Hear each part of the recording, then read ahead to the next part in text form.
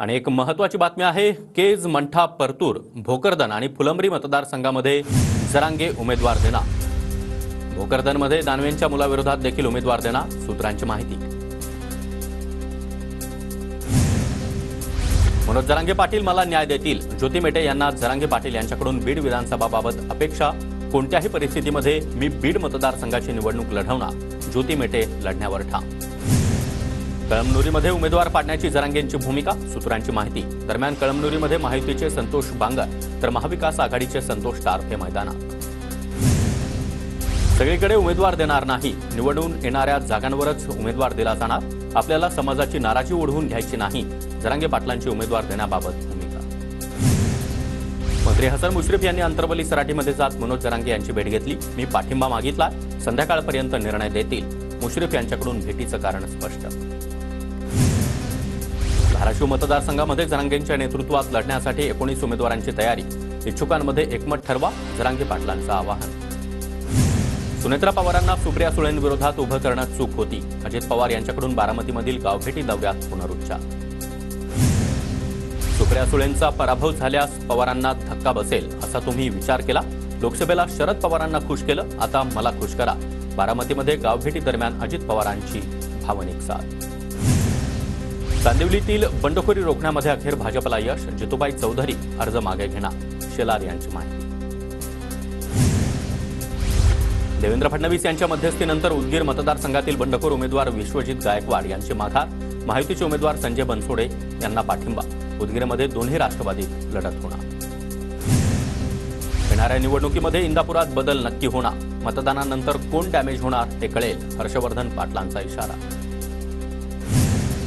माझ्या नावाशी साधर्म्य असलेली दुसरी महिला निवडणुकीला उभी केली। विरोधकांना माझ्या नावाची भीती, मंदा म्हात्रे यांचा हल्लाबोल।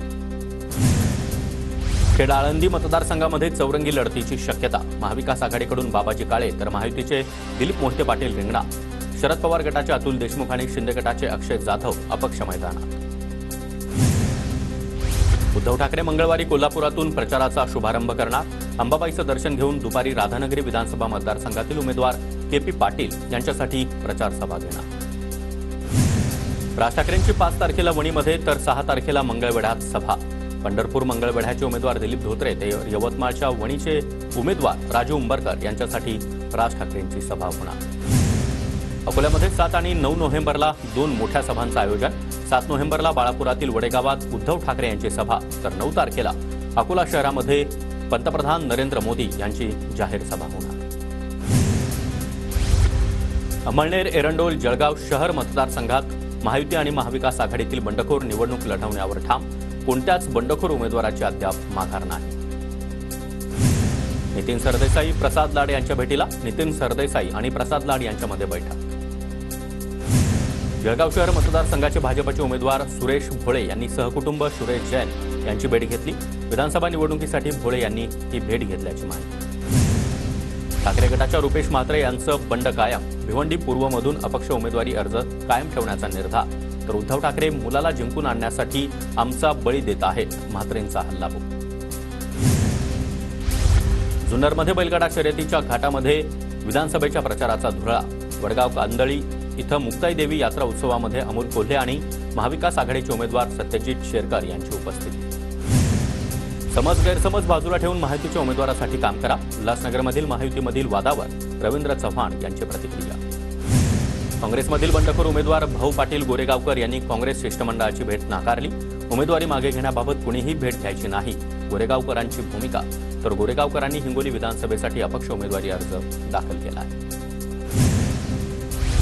विधानसभा निवडणुकीचा उमेदवारी अर्ज मागे घेण्याचा उद्या शेवटचा दिवस। महायुती आणि महाविकास आघाडीच्या नेत्यांच्या आज बंडखोरांवर चर्चा होण्याची शक्यता। बंडखोरांची समजूत काढण्यासाठी अखेरचे काही तास। जळगावातील धानवडमध्ये शरद पवार गटाच्या कार्यकर्त्यांचा शिंदे गटात प्रवेश। गुलाबराव पाटलांच्या हस्ते कार्यकर्त्यांचा पक्षप्रवेश पार पडला। विधानसभेच्या तोंडावर नागपूर जिल्ह्यामध्ये ठाकरे गटाला धक्का। ठाकरे गटाचे नागपूर ग्रामीणचे जिल्हाध्यक्ष देवेंद्र गोडबोले यांचा राजीनामा। कामठीमधून उमेदवारी न मिळाल्यानं देवेंद्र गोडबोले नाराज। आम्ही अमित ठाकरेंचा प्रचार करू, आमची भूमिका स्पष्ट। सदा सरवणकर यांची समजूत काढून विधान परिषदेवर संधी दिली जाईल, प्रसाद लाड यांचं महत्त्वाचं वक्तव्य। ययाती नाईक पुसदमधून उमेदवारी अर्ज मागे घेणार. नाईक कुटुंबातील फूट टळल्यानं इंद्रनील नाईकांना मोठा दिलासा. ययाती नाईक कारंजा मतदारसंघातून लढण्यावर ठाम. मावळ विधानसभेचे महायुतीचे उमेदवार सुनील शेळके यांनी आज प्रचाराचा नारळ फोडला. ढोल ताशांच्या गजरामध्ये सुनील शेळके यांचं शक्तीप्रदर्शन. भाजप बंडखोर उमेदवार शिवाजी डोंगरेंना गोसावी समाज, मुस्लिम समाज, व्यापारी संघटनांचा पाठिंबा. भाजपकडून सुधीर गाडगीळ यांना उमेदवारी. नागपुरातील काँग्रेसचे नेते आणि माजी मंत्री अनीस अहमद यांची शेवटी 5 दिवसांनंतर पक्षामध्ये पुन्हा एकदा घरवापसी. नागपूर मध्यमधून काँग्रेसची उमेदवारी न मिळाल्यानं नाराज होऊन वंचित बहुजन आघाडीत प्रवेश केला होता. वाशिम जिल्ह्यामध्ये निवडणुकीच्या पार्श्वभूमीवर कडक सुरक्षा. पोलीस दलाकडून कारवाईला सुरुवात. मागील 5 वर्षांमध्ये मी अनेक महत्त्वाची कामं केली, त्यामुळे जनता माझ्या पाठीशी खंबीरपणे उभी. गोंदिया विधानसभेचे भाजपचे उमेदवार विनोद अग्रवाल यांचा दावा. ज्यांना गद्दार बोललं जातं ते मुख्यमंत्री बनतात. उल्हासनगरमधील भाजप जिल्हाध्यक्ष प्रदीप रामचंदानी यांचं वक्तव्य. तर माफी मागा, अन्यथा भाजपचं काम करणार नाही. शिंदे गटही आक्रमक. विधानसभा निवडणूक झाल्यानंतर रेटेवाडी उपसा सिंचन योजनेचा प्रश्न सोडू असं शरद पवारांनी अभिवचन दिलंय. भविष्य काळामध्ये करमाळा तालुक्यातील उत्तर भाग ओलिताखाली येणार. माजी आमदार नारायण पाटील यांचं वक्तव्य. धाराशिवच्या उमरगा मतदारसंघातील ठाकरे गटाच्या बंडखोरांच्या मनधरणीचे प्रयत्न सुरूच.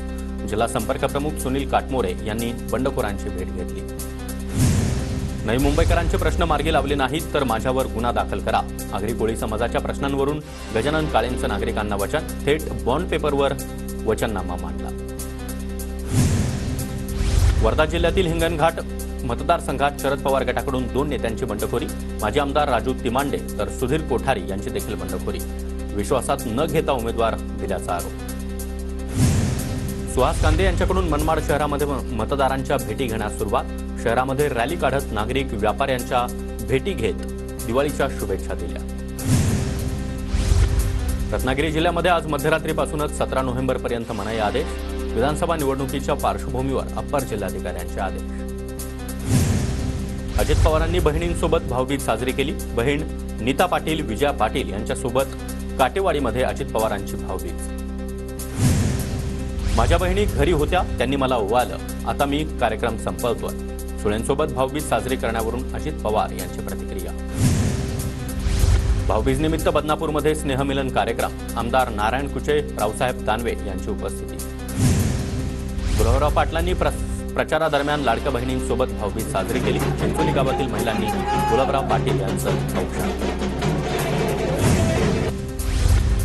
गुलाबराव पाटलांनी पालखी गावी आपल्या बहिणीसोबत भाऊबीज साजरी केली. बहिणींकडून गुलाबराव पाटील यांचं औक्षण.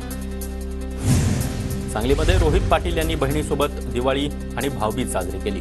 प्रचारातून वेळ काढत भाऊबीज साजरी. दरम्यान भावाने बहिणींना ओवाळणी न देता बहीण स्मिता पाटील यांनीच 15 दिवस प्रचार करण्याची भावाला ओवाळणी दिली. छत्रपती संभाजीनगरमध्ये अंबादास दानवे यांच्या घरी भाऊबीज सण साजरा. अंबादास दानवे यांच्याकडून नागरिकांना भाऊबीजीनिमित्त शुभेच्छा. माजी केंद्रीय राज्यमंत्री डॉक्टर भागवत कराड यांच्या घरी देखील भाऊबीजेचा उत्सव. डॉक्टर उज्ज्वला दैफळे आणि डॉक्टर दीपा गीते यांच्याकडून भागवत कराड यांचा औक्षण. बहिणींकडून जुन्या आठवणींना उजाळा. भंडाऱ्याच्या बेला इथं जिल्हा परिषद शाळेच्या विद्यार्थ्यांनी फटाके मुक्त दिवाळी साजरी केली. टाकाऊ वस्तूंपासून शिवकालीन किल्ले आणि आकाशदिवे साकारले.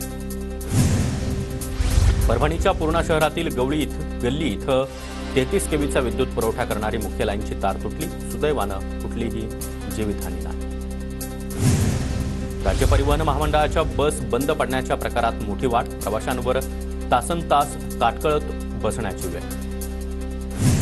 जयश्री थोरात यांच्याकडून सत्यजित तांबे यांचं औक्षण. सत्यजित तांबे यांच्या घरी भाऊबीज साजरी.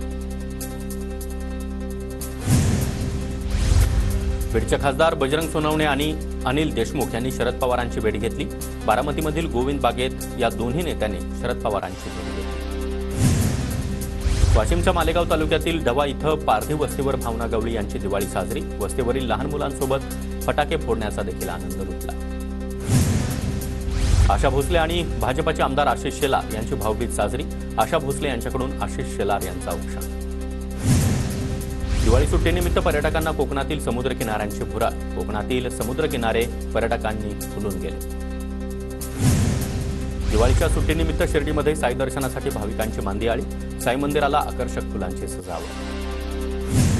गोंदिया शहरामध्ये रांगोळी स्पर्धेचं आयोजन. अनेक कलाकारांनी या स्पर्धेमध्ये सहभाग नोंदवला. वर्षभरात सोन्याच्या दरानं 41 वेळा उच्चांक गाठला. आतापर्यंत सोन्याच्या किमतीमध्ये तब्बल 34% इतकी वाढ. बीड जिल्ह्यातील वातावरण बदलामुळे कांदा पिकावर मोठा परिणाम. कांद्याच्या उत्पादनामध्ये घट होण्याची शक्यता. नाशिकच्या येवल्यामध्ये मोबाईल शॉपचं शटर तोडून चोरी. चोरट्यांनी 1,58,000 रुपयांचा ऐवज लंपास केला. चोरीची घटना सीसीटीव्ही कॅमेऱ्यात कैद.